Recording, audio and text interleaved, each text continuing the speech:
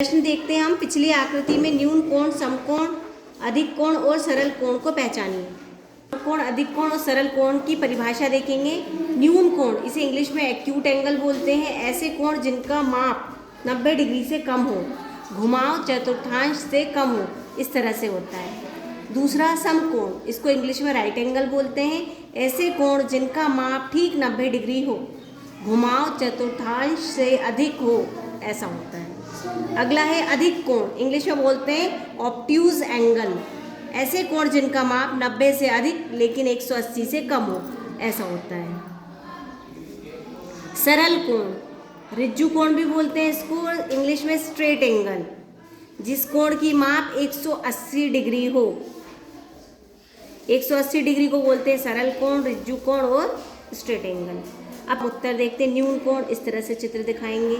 समकोण, इस तरह से उसका चित्र होता है। अधिक कोण, ये चतुर्थांश अधिक होता है।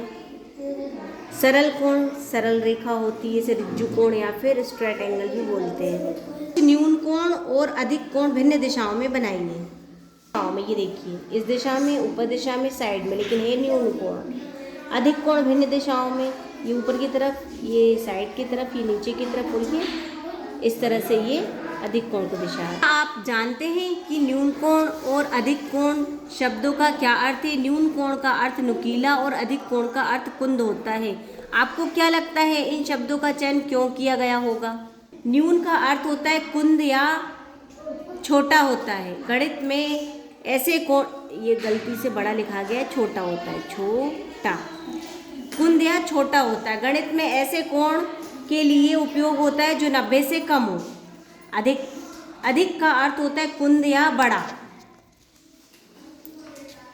90 डिग्री से अधिक और 180 से कम हो, देखने में कुंद या फैले हुए होते हैं। इसका चयन क्यों किया गया है वो भी हम देख लें। न्यून कोणों की तीक्ष्णता को दर्शाते हैं, अधिक कोणों की व्यापकता को दर्शाता है, जिससे पहचान और वर्गीकरण आसान हो जाता है।